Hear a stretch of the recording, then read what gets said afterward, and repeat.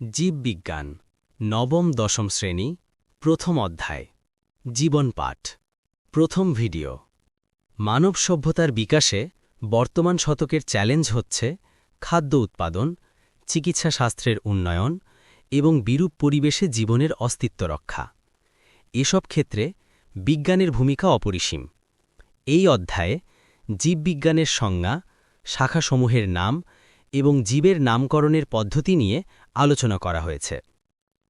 এই অধ্যায়ে শেষে আমরা জীববিজ্ঞানের ধারণা ব্যাখ্যা করতে পারব, জীববিজ্ঞানের প্রধান শাখাগুলো বর্ণনা করতে পারব, জীবের শ্রেণীবিন্যাসের ধারণা ব্যাখ্যা করতে পারব, জীবের শ্রেণীবিন্যাসকরণ পদ্ধতি বর্ণনা করতে পারব, দ্বিপদ নামকরণের ধারণা ও গুরুত্ব ব্যাখ্যা করতে পারব, বাস্তব জীবনে জীবের শ্রেণীবিন্যাসের প্রয়োজনীয়তা সম্পর্কে সচেতন হব।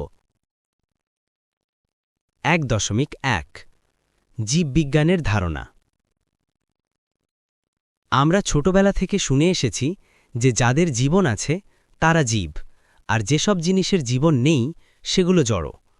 মোটা দাগে বোঝার জন্য বিশ্বের সব পদার্থকে এরকম দুই ভাগে ভাগ করা যেতে পারে, কিন্তু বিজ্ঞানের সূক্ষ্ম বিচারে কোথায় জড় অচেতনের শেষ আর কোথায় জীবনের শুরু তা অনেক সময় বলা মুশকিল। আসলে জীবনের ভিত্তিমূল কাজ করে ভৌতবিজ্ঞান এবং রসায়নের সেই একই নিয়ম যা কিনা জড়জগৎকেও নিয়ন্ত্রণ করে। তাই জীবজগৎকে বুঝতে হলে ভৌতবিজ্ঞান তথা পদার্থবিজ্ঞান ও রসায়নের জ্ঞান জরুরি। কিন্তু এটা ভাবলে ভুল হবে যে ভৌতবিজ্ঞান জানলে আলাদা করে জীববিজ্ঞান পাঠ নিষ্প্রয়োজন।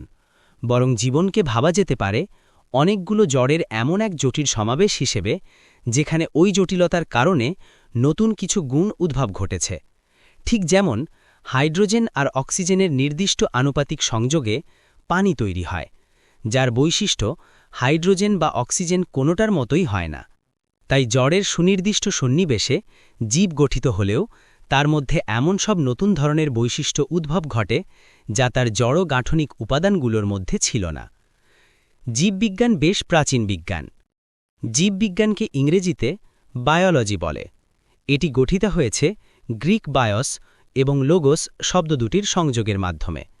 যেহেতু চিকিৎসা ও কৃষি সংক্রান্ত ব্যাপারে জীববিজ্ঞানের একটি গুরুত্বপূর্ণ ভূমিকা রয়েছে, সেহেতু সভ্যতার একেবারে আদিকাল থেকে গ্রিস, মিশর, মধ্যপ্রাচ্য, ভারতবর্ষ ও চীন সহ বিভিন্ন অঞ্চলের সভ্যতায় জীববিজ্ঞানের কিছু না কিছু চর্চা হয়েছে।